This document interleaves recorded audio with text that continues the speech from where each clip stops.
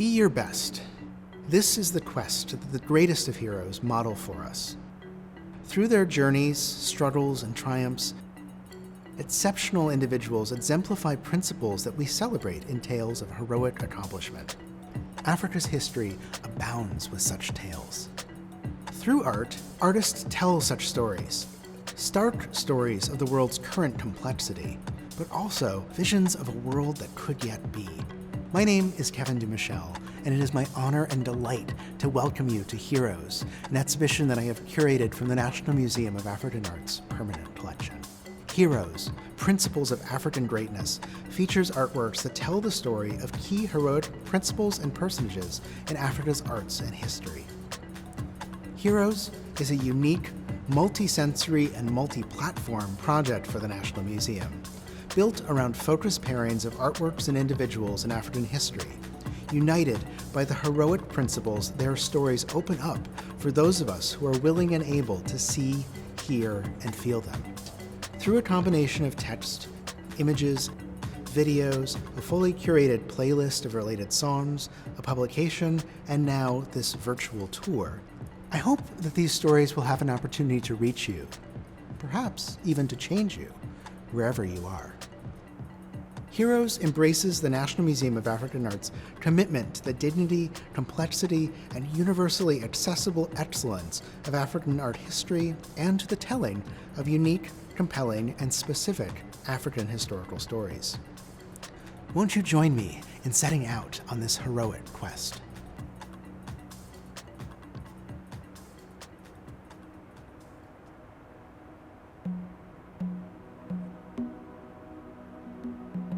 Brothers and friends, I am Toussaint Louverture. Perhaps my name has made itself known to you. I have undertaken vengeance. I want liberty and equality to reign in Saint-Domingue. I am working to make that happen. Unite yourselves to us, brothers, and fight with us for the same cause. Toussaint Louverture in a letter composed at Camp Tourelle, August 29, 1793. The universal struggle for liberty and equality animates the opening section of works in Heroes. The artists and heroes in history depicted in this foundational section all share a clear and defiant understanding of their fundamental rights to the realization of these principles. The paired stories of witness and liberty initiate this section. Pa Jo's Fort William Anamabu issues a haunting cry, answered by Ousmane So's defiant Toussaint Louverture et le vieil esclave, a call, witnessing the dehumanizing horrors of the trade in enslaved men, women, and children, recorded by writers like Ignatius Sancho for the reckoning of posterity, receives a response in action through the life of Sancho's contemporary, Toussaint Louverture.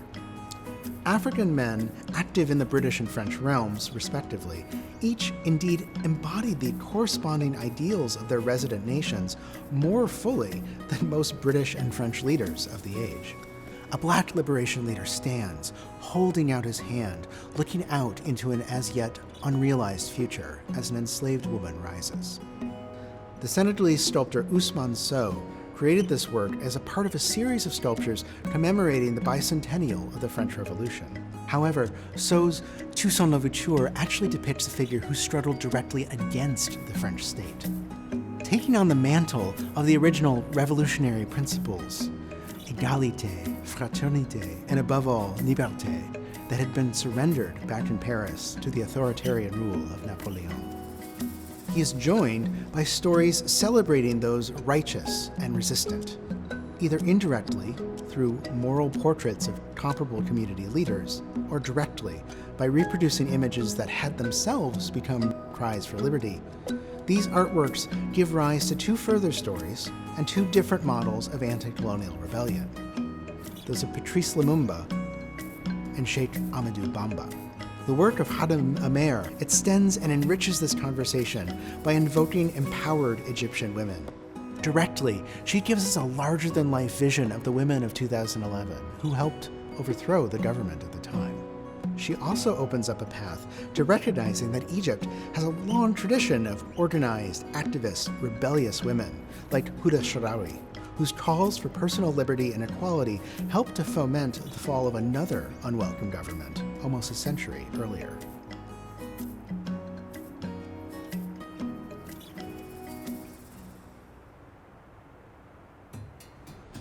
Hiro's next set of stories focuses on legends, living connections to Africa's past, and often sources for imagining new Africa-centered futures. Through a mix of fiction, fantasy, and fact, the entries in the legendary series point the way toward a reassuring reading. Africa's rich past can fuel an even more incredible future. The section opens with two stories from the founding epic of the Empire of Mali, medieval West Africa's largest and greatest empire, and future home to likely the wealthiest person to have ever lived. We are introduced to the great defender, Queen Sogolon Condé, whose strength and tenacity secured not only the personal future of her legendary son, Sundiata Keita, but also the well-being and glory of Mali itself. Empowered by his mother's devotion, Keita built Mali from the ashes of the Dana Empire and the defeated wicked wizard of Soso. The two fragmentary Malian terracotta warriors, the oldest works in Heroes, display the great sophistication of the empire that flourished as a result, and the remarkable longevity of both its artifacts, and even more so, its legends, which are still sung and reinterpreted by griots today. An assemblage of monumentally miniature amulets by various Kitoko artists then offer a direct, tactile, physical manifestation of the reassuring quality accessed to such a legendary regional history. They remind us that while legends serve important rhetorical and political ends on a broad social level, they also perform essential psychological work on a personal level as well. Indeed, it's as much this individual impetus, the aim to imagine a new Black and African-centered future, often rooted in a glorious past, that animates the series' superpowered finale. A band of powerful graphic novelists and designers take Frantz Fanon's edict quite seriously.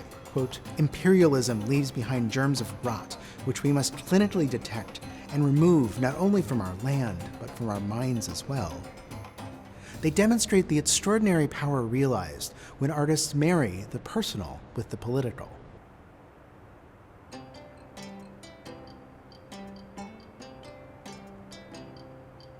The first of Heroes' two country-specific series looks at how the arts have provided a resolute resource of resistance and perseverance throughout Ethiopia's storied history. Ethiopia's long, legendary history, from the founding of one of the world's oldest extant Christian faith traditions to its role as one of the earliest members of the League of Nations, forms the bedrock of this series. Here, we find pious cultural and moral leaders who have established traditions that have provided a reservoir of faith and endurance for millennia. Ethiopia is home to followers of all three major monotheistic religions. Ethiopia's Coptic Church predates Rome as a Christian state religion. This masterful 17th century icon is a highly charged devotional work. The artist, working in what is known as the early Gondarine style, situates these figures in a world of Ethiopian visual references, rendering Jesus and the Holy Family as heroes in their own right. The Queen of Sheba, an illustrious legend, indeed an archetype of female agency and power, who continues to fire the popular imagination and helped once to provide the legitimacy to imperial rule, follows, in a riotously colorful and expressive painting that examines her rich legend. Extending the narrative into the dawn of the 20th century is a resolute emperor who not only became a successful anti-colonial tactician and idol for it, but also successfully extended his country's long engagement with the world by adapting key material markers of modernity to an Ethiopian context. As morning rose to noon on the morning of March 1st, 1896, Ethiopian forces under Emperor Menelik II defeated the invading Italian army at the Battle of Adwa. In so doing, they prevented the imposition of colonial rule.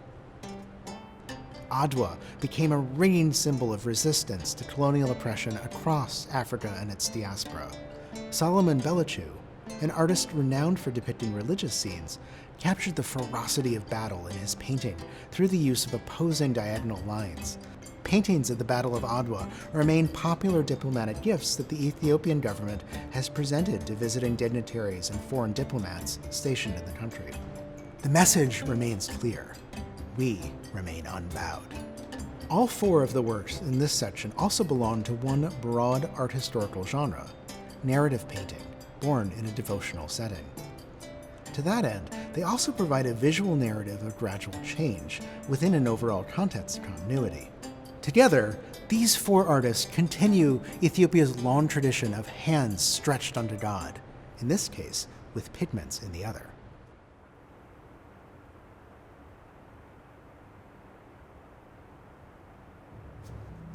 In the stillness of this grove, it is hoped the ancestors' voices can ring clear.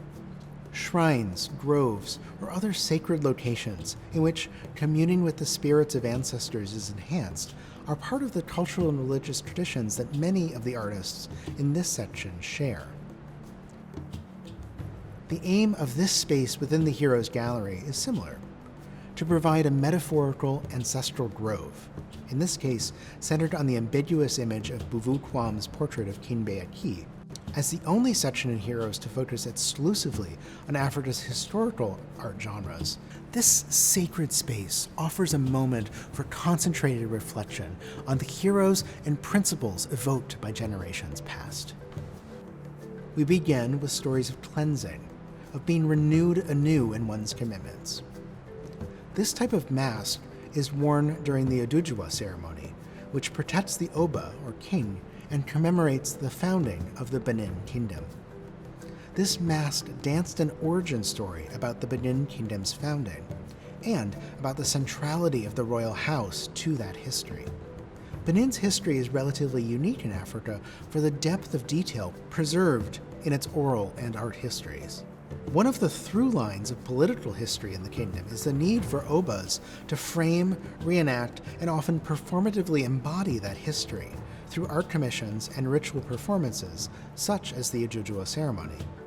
A mask such as this, then, worked on both levels, serving as it did to perform and thus renew the kingdom's royal history. A call to honor, to remember and celebrate the accomplishments of those past. The work that this Akan ceramic sculpture performs follows, paired with the story of one remarkable woman, Ya Asantewa, who gave her very name to an anti-colonial rebellion that she led against occupying British forces.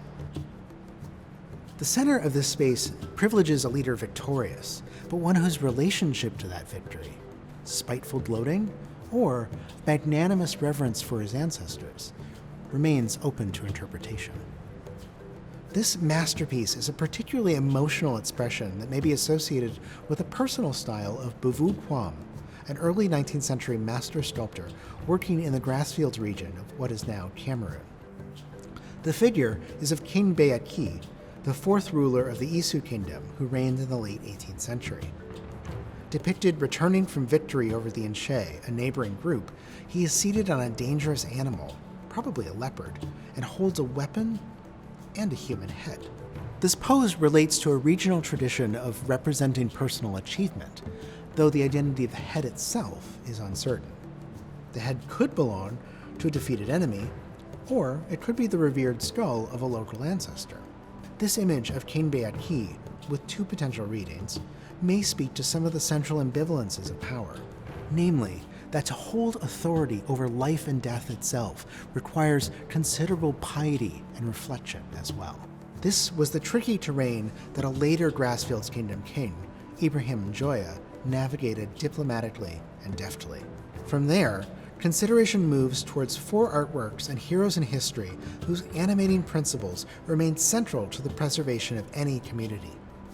Stepping away from the grove, trained in these fundamental principles of ancestral wisdom, it is possible to remain grounded in the certainty that Emperor Sundiata once shared with his people. We will live free because our ancestors lived free. A certainty to carry us through the sea of 20th and 21st century troubles addressed elsewhere in the exhibition.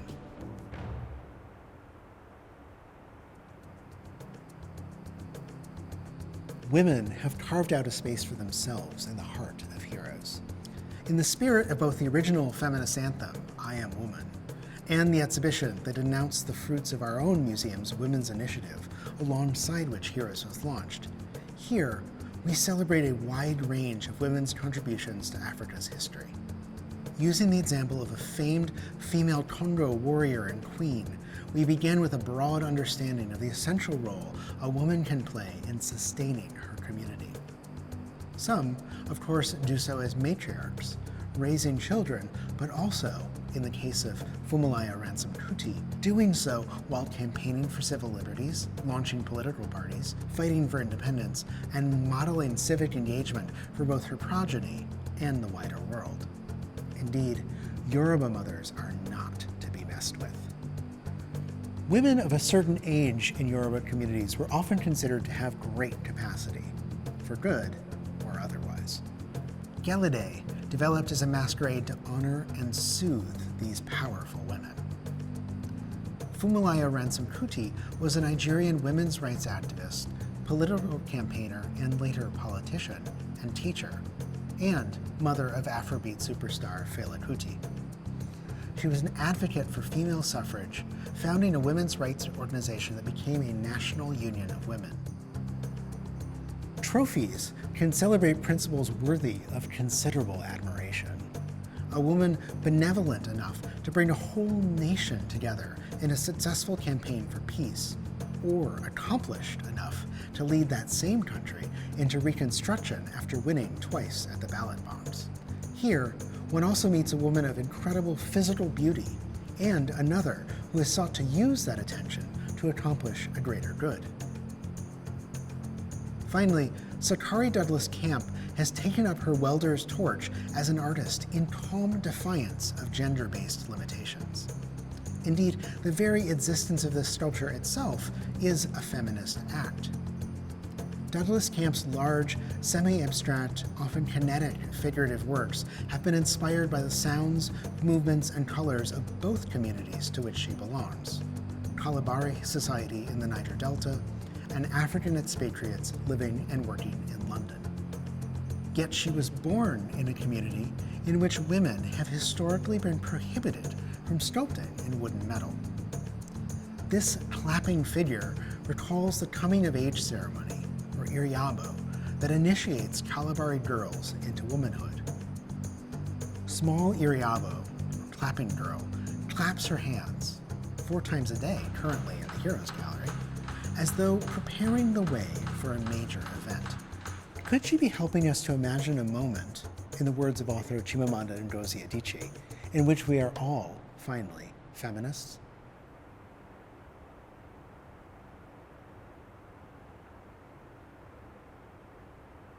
Freedom, as Nelson Mandela has noted, is a process, and at its most existentially fundamental, a deeply personal one at that.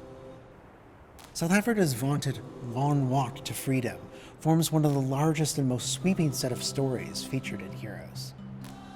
It suggests a struggle ongoing, not yet complete.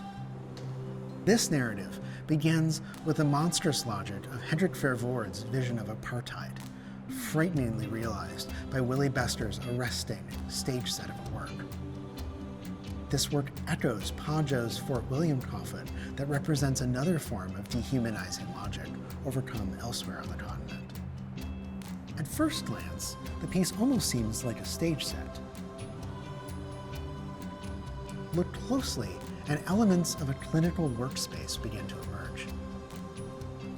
This is a space in which to imagine ourselves as technician or as subject. Bester's focus is on apartheid South Africa's systems of racial classifications and their unfounded claims to scientific legitimacy and racial superiority. The work centers on 7 small dolls, labeled with the 7 racial categories recognized by South Africa's government at the time.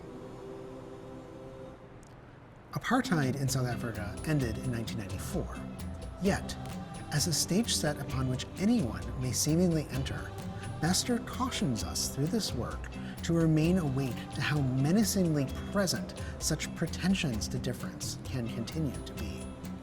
A Oppressive systems, he notes, can be built from the most mundane and ugly of materials. In so doing, Bester sets the stage for the consideration of Hero's one outright, unredeemed villain, Hendrik Verwoerd, architect of apartheid, and, until his stabbing on the floor of Parliament in 1966, South Africa's Prime Minister. Another work by Willie Bester, his notorious Green Car, introduces for us the story of Steve Biko, whose Black consciousness movement has resonances that stretch right into the current moment. The South African story is anchored by a work on paper, not only about a hero or heroic principle, but actually authored by one as well, Nelson Mandela. While the stones of Robben Island brutalized his body, Mandela also used them as a site to expand the mind. On the island, Mandela was almost wholly cut off physically from the outside world. Yet, using texts smuggled in from the mainland, he established the university in the cave depicted in this image, through which the prisoners taught a range of subjects, including art, to each other. Upon his retirement from the presidency, Mandela took up drawing in charcoal, crayon, and pastel, in part as a personal means of reflecting upon his tumultuous and consequential life. This image, created upon a return visit to Robben Island after leaving power in 1999, is part of a series of works that reflects upon scenes of his homeland and memories of the struggle that transformed it.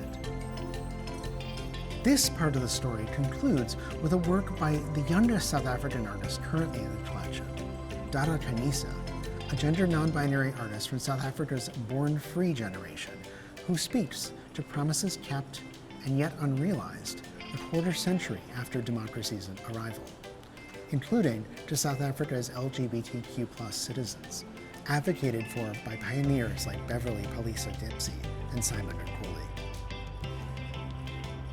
Finally, this is the one section of the exhibition that also steps back from the idea of the singular hero to focus instead on the idea of the collective. While the big names model heroic principles in action, true freedom, after all, is not achieved until the path is joined by all involved.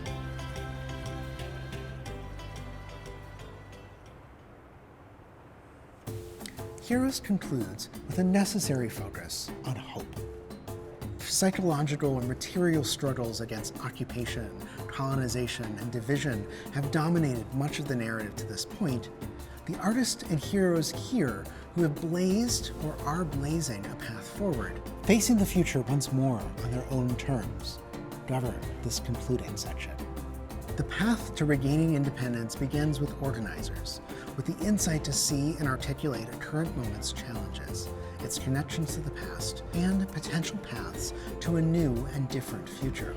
Before he was globally celebrated for his works in found metal, Ellen Oughtry first pursued sculptural forms in ceramics and found wood. The ancestors converged again is a relatively rare example of figurative art in wood from this Ghanaian master.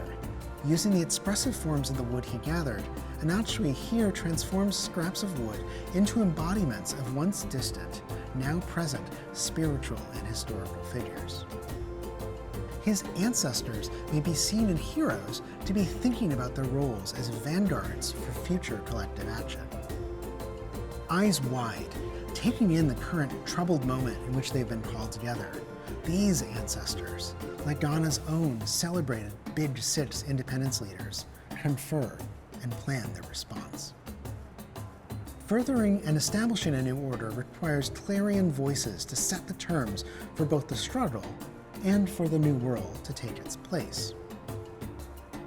Such voices sometimes eventually reveal that the talents for advancing visions of the future are not always matched by capacities to govern an unruly present. Nevertheless, the best of these heroes hold fast to two core principles.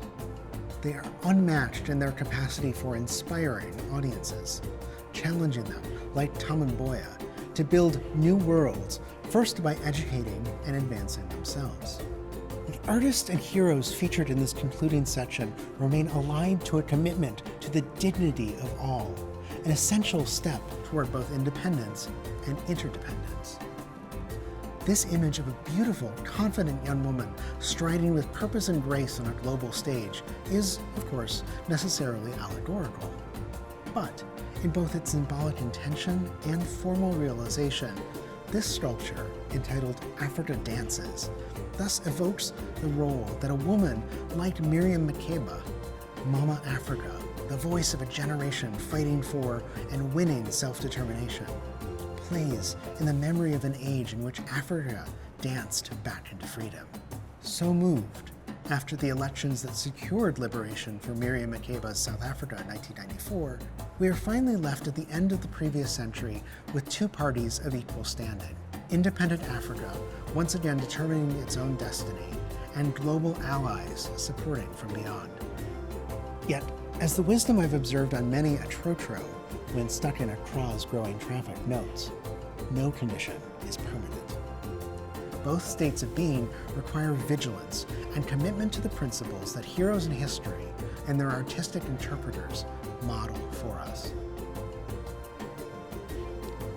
Bob Marley's call, which closes Heroes playlist, to get up, stand up for your rights, is necessarily constant.